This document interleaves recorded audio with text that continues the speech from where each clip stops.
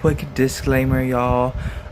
Before getting into this video, there are mentions of SA and abuse, so just trigger warning before y'all get into the video, and yeah, enjoy. Hey y'all, welcome back to my channel. So if you couldn't tell by the title, or you just can't read, I'm so sorry. I am going to be talking about the true story that inspired the killer Ghostface. So, if you don't know what Ghostface is, it's basically the Scream franchise. They just call him Ghostface because, you know.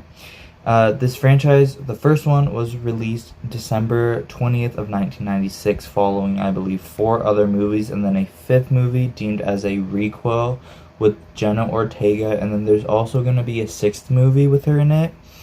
So I'm going to have to watch these Ghostface movies because I haven't seen a single Scream movie, and that's just embarrassing because they're OG, they're original.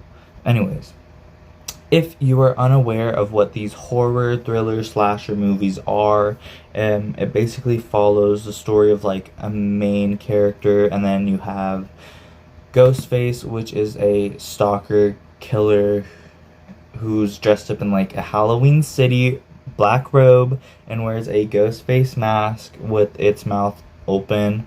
There's like multiple killers, I think, which is why I'm not sure on which one's which, because I know in the 5th movie I think there's a few killers, like Ghostface killers, but I don't know. So let's just get into the lore. This story was, or the killer was actually inspired by the very real killer deemed or called the Gainesville Ripper, and his real name is actually Daniel Harold Rolling, or Danny Rolling. Danny Rolling was born May 26th of 1954 and died October 25th, 2006. Danny was born in Shreveport, Louisiana, and his father was a police officer as well in Shreveport named James Rolling. And I couldn't find out what Daniel's mom did, but her name was Claudia Rolling, and then Danny also had a brother named Kevin Rolling. So, since childhood, Danny had been unwanted at birth, and at the hands of his father, he had been abused countless times, all the way leading up all the way to his like teenage years. So yeah, he'd been abused countless times, and even Claudia, Daniel's mother, had ended up going to the hospital one time in reports that her husband had tried to force her to cut herself with razor blades, and she'd also make multiple attempts later on trying to leave James, but then she'd end up coming back to him. So there's a lot of stories about Danny's abuse. I'm not going to get into all of them, but we'll just talk about a few. So Danny also had a dog, not to mention, and his dog had later ended up dying in Danny's arms because the dog was abused by James a lot, so the dog ended up dying, which is terrible and disgusting, and that poor dog. I will beat up James right now. He's probably dead. Thank God. But anyways, so Danny had been arrested one time at the hands of his father because he was embarrassed of Danny. Danny would suffer abuse from his father at least once or twice a week. And Danny at one point had been tied up 6 times in around the 6 months that Claudia had left James. And James had also slapped Daniel one time for not knowing how to use a clutch when he was trying to teach Kevin and Danny how to drive. The list just goes on and on and on and on for Daniel's abuse that he suffered. And as Danny started to grow older, he obviously got into alcohol. He'd get it from his friends during his teenage years, obviously. He had even ran away from home one time into the woods, and he would touch himself, fantasizing about offing people, which is really disgusting. And then he'd end up going back home when he was hungry, so that's just gross. That's really gross. And now on to some of Danny's crimes from 1970 onward to his, other crimes, you know. He had been arrested for being caught drinking with a neighbor. He'd been arrested again for intoxication, and he also was caught killing multiple wild animals with a BB gun, I believe. So, yeah. He also ended up getting sent to the Navy, and he failed his enlistment test, and then he joined the Air Force, working for security police and Strategic Air Command at Homestead AFB, Florida. He, during that time, would end up doing a lot of drugs and tripped over acid at least 100 times, leading to his arrest of being in possession with the drugs, and then he was also disobeying orders. So during that time, he was diagnosed by a psychiatrist for having personality disorder, and then was forced to leave under honorable discharge. So after that, he ended up returning to Shreveport to live with his grandfather, and actually ended up getting into religion at the Pentecostal church.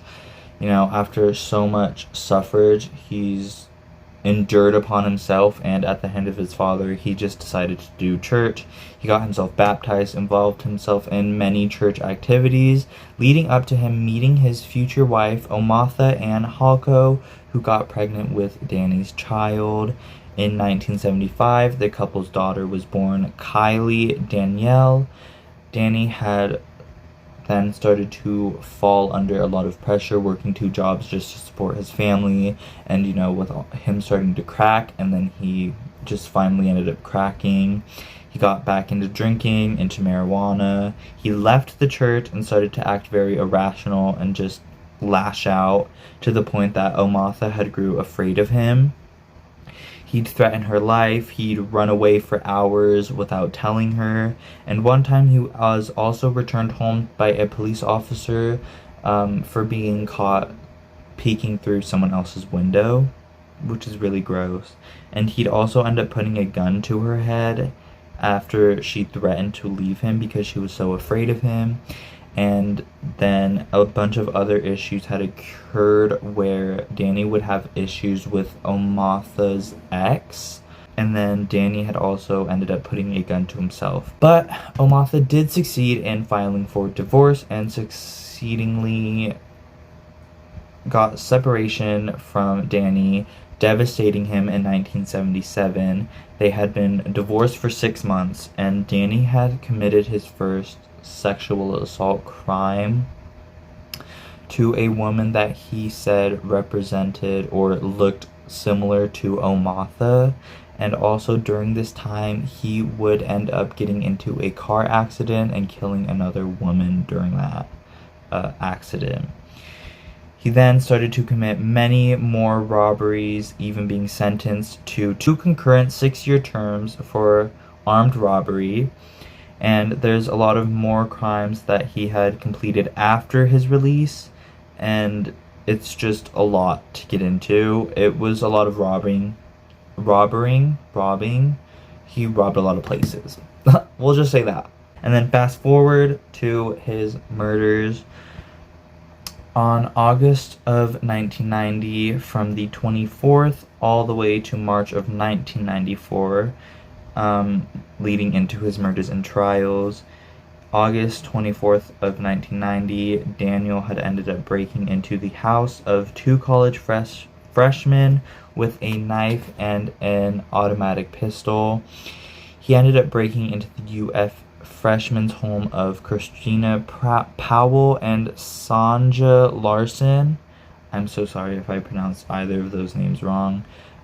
He brutally stabbed and sexually assaulted them, and then made his way to the Santa Fe Community College, to the student of Christina Hoyt, and leaving behind her severed head on a shelf facing her propped up body on the bed. So really brutal.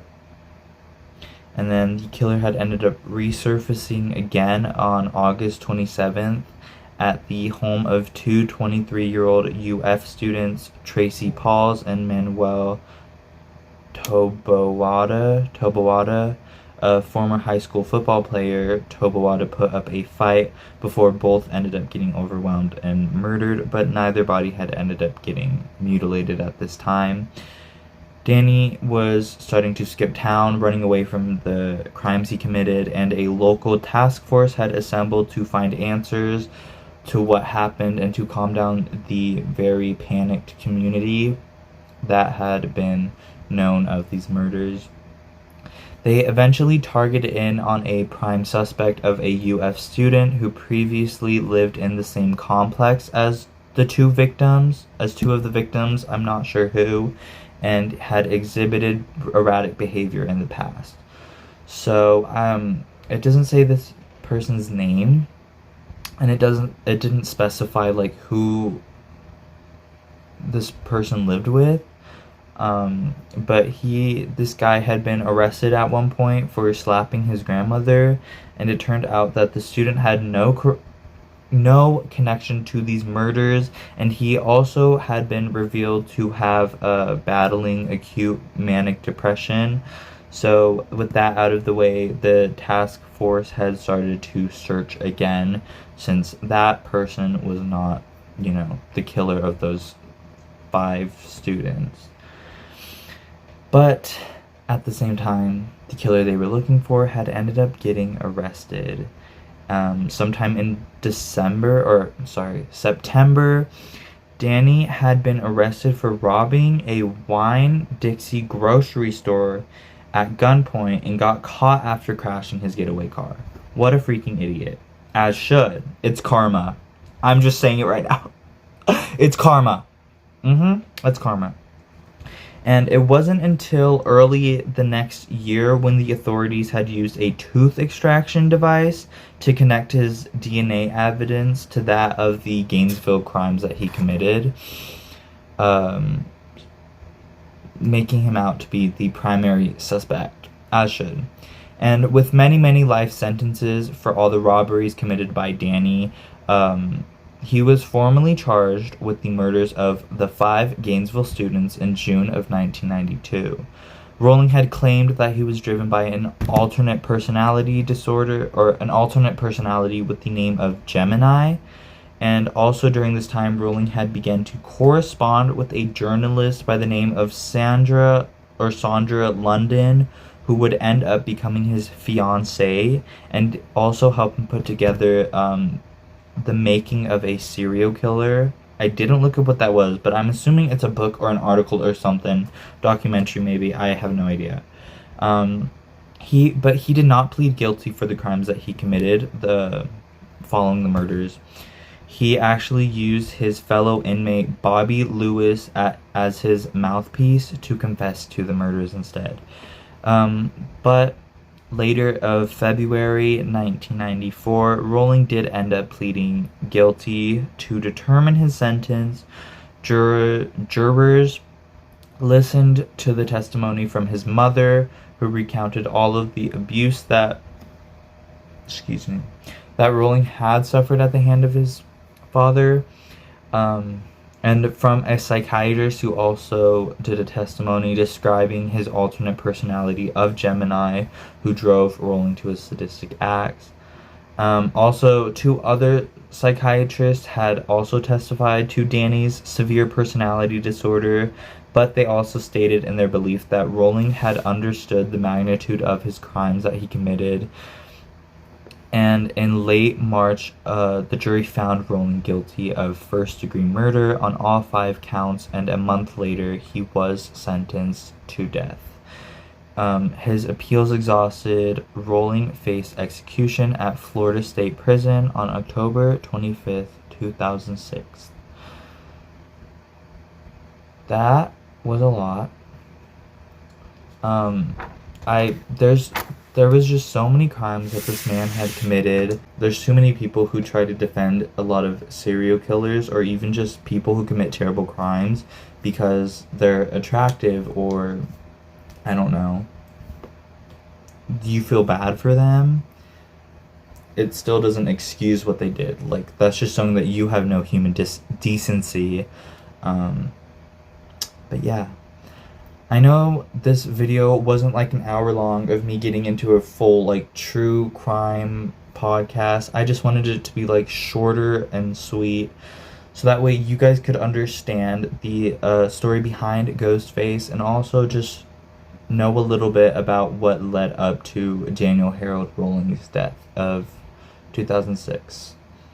But yeah, if you guys enjoyed this video, don't forget to like, subscribe, and I don't know, follow my socials. I have an Instagram and a TikTok. Yes, that's right. But yeah, I will see you guys in the next video. Bye.